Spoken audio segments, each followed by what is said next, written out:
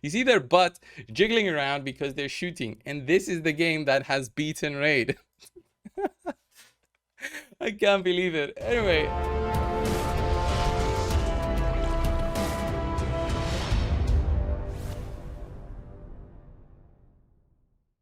hey guys, Kobe here. Welcome back to Raid Shadow Legends, and this will be a more like a news section or like something that I've discovered today when I was looking through Reddit. There's a subreddit called Gacha Gaming, okay, where they post about all sorts of gacha games. I want to get into the things and know which new games are popping off, just to see, okay, is there a big competitor coming in for Raid?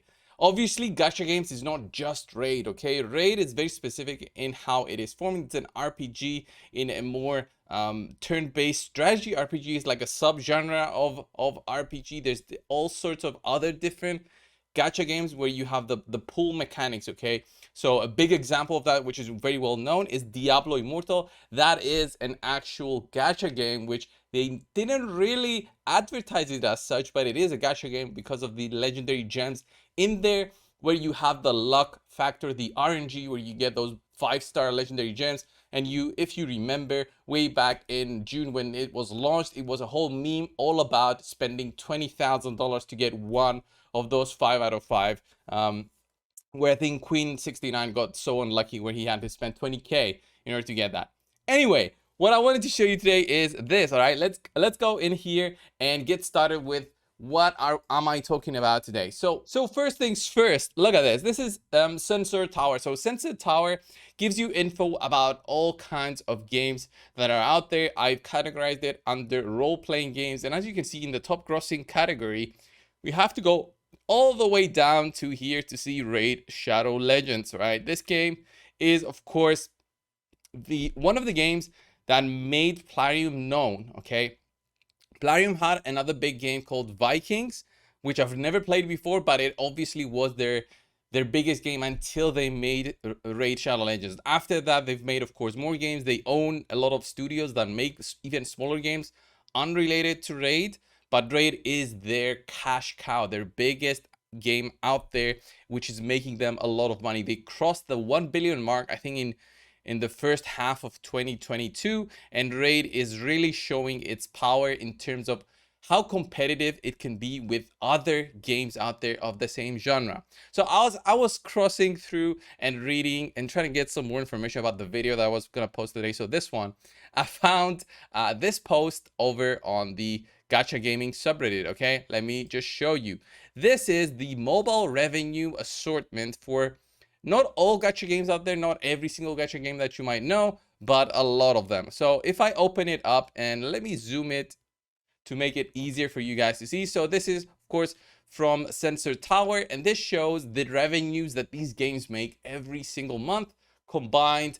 And obviously, if they've got a third-party application that is not accessible from Sensor Tower, so stuff like Plarium Play, Blizzard has Battle.net, all these big games have their own client because, of the tax man. And I'm not talking about the government tax. I'm talking about Google charges 30% and Apple charges 30% for just having your app on their platform. You pay them 30% of revenue, okay? So that's a big chunk that these companies are losing. So it's, of course, an obvious thing that they would make Plarium Play and all that stuff so that they would bypass that and make you spend through their own platform. Of course, if you're a mobile player, you have no choice really. And you as a player, you don't care about that, but they as a developer, they care about that. Anyway, to my point, look at this, 4 million, this game, Grand Blue Fantasy, if you've never heard of it,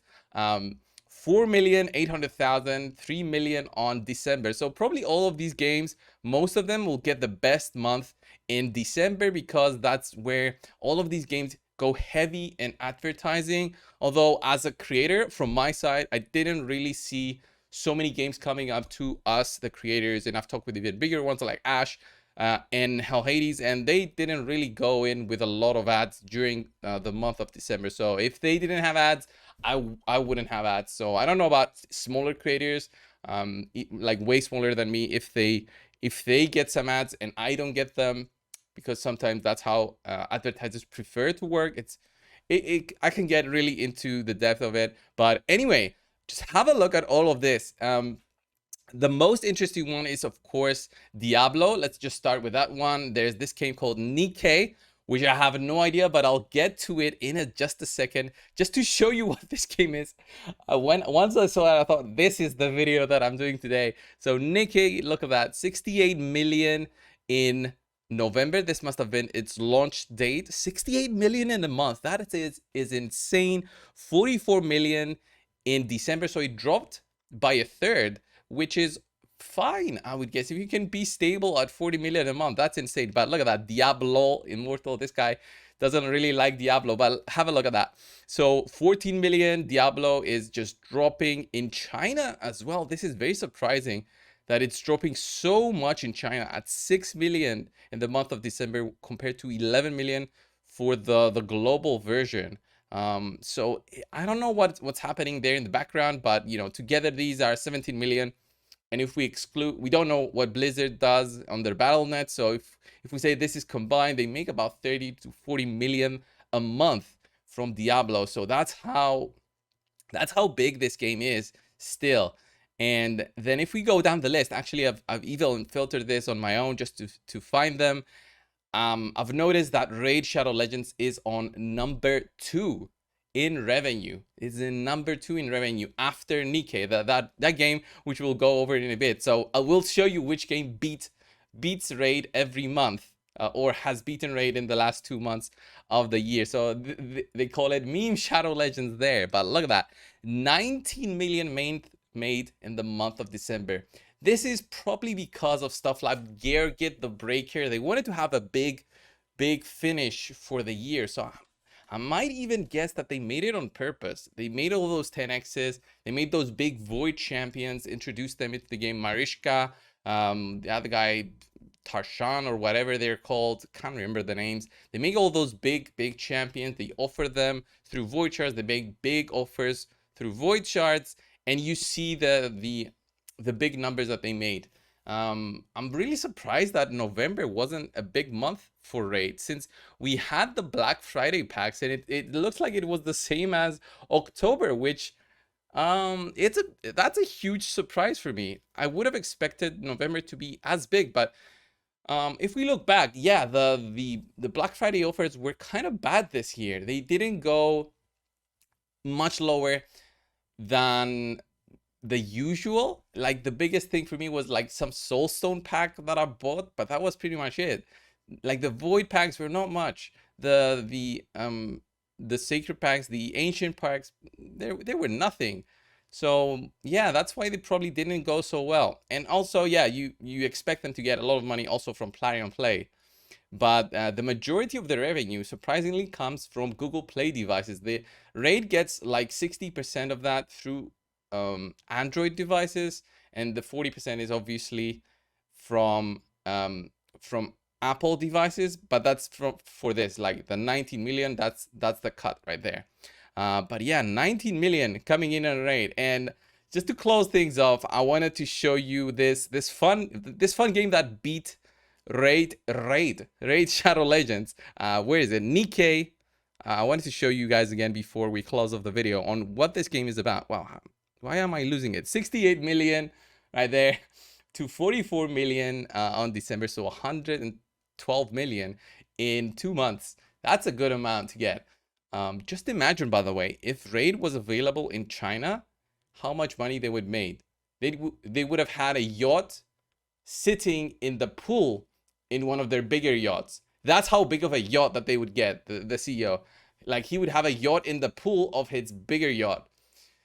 It would just be that kind of insane money that they would be making. But let me show you this game, Nikkei. Okay, this is Goddess of Victory. This is one of those games that if I made a video about this game, like a dedicated video, you guys would trash my channel about this. You would have made fun of me for ages. Like, look at this. This is one of those games, the anime style games that are very they do very well in the Asian markets. Okay, the Asian market, and it's obviously because you summon these chicks, and they barely wear any clothes. Not unlike Raid, to be fair. Like Raid also has them, but this is not the style that Raid follows. They went for more for a Western style of audience. And these chicks, okay, it's a shooting game. It's a third person shooting game, which they do, and these actually look pretty cool. This reminds me of one of the Star Wars movies, by the way. But this looks cool. But it's so funny because this is how the actual gameplay looks. Even Asmongold reacted to it, and he was just laughing the whole way. I'm not gonna put the sound on. I'm just gonna show you part of it. So this is how the game actually looks, where it's a vertical game, okay? And you summon these girls. That's the gacha part. And the way that it works is that they are shooting all the time. They are shooting all the time. And oh, come on. You see their backside, okay? You see their butt jiggling around because they're shooting. And this is the game that has beaten Raid. I can't believe it. Anyway, it's just funny to think about that. All the effort that Raid puts into gets beaten by just, they designed this and they just have them jiggling around. All that effort to have a game beat you by more than double. Beat you by more than double just because of that, right? This is another one of these tables that I was looking through, which breaks down Apple and Android for the previous 2 months, so October and November. But yeah, guys, this was the video. I hope you find this entertaining, or at least, you know, getting more knowledge about how big Raid is. And like even comparing it to Summoner's War. Let me find that image that I was looking for. Summoner's War did 13 million, and Summoner's War is like a 9-year-old game by now. So they're still making a lot of money. And this is, again, the anime style kind of graphics. So it takes a lot of the Asian markets as well, for sure. Plarium went heavy with Raid because they went for the Western market. So they said, we're not gonna compete with all those anime style graphics. We're gonna compete against nobody because we're gonna be #1 in USA, which takes 60% of the revenue, by the way. 59.3 is one of the numbers that I was looking at. And Raid was like, yeah, we'll be #1 in US, in UK, and Germany. These are the top 3 countries, which also reflected from my audience, from you guys, basically. So yeah, these are fun. This is just numbers, basically. This video was. It's interesting to see. It's interesting to see on how big these games are in terms of the money that they're making. Like when I was reading that post that Raid is #1, it said that it made $1 billion with 60 million downloads so far. So if you say like 10 million of those downloads were spending players, it means that every download had spent on average about $100. And that's just straight up revenue. So I don't think Raid made 1 billion in profit. That is impossible, just because of all the cut that is taking. So just the 30% would be 700 million profit, and then their marketing expenses is probably insane. So I'm gonna say 10 to 20 million a month for sure. Marketing, that is what Raid is spending. They haven't stopped just pushing Raid to everybody. So it's pretty clear on that Raid is not stopping, and maybe they'll get back into the groove in 2023 and get back to where they are pushing even more, just to push on the revenues. And maybe if we see like a big launch in China, this will be the biggest thing about Raid, about keeping it afloat for, you know, 10 years to come. I don't see that as an impossible thing, but you know, unless they introduce more things into the game to keep the older players, then I don't know. Are you gonna just advertise for newer players every month? Anyway, this was the video. Leave your thoughts down below. Thank you so much, and I'll see you in the next one. See ya.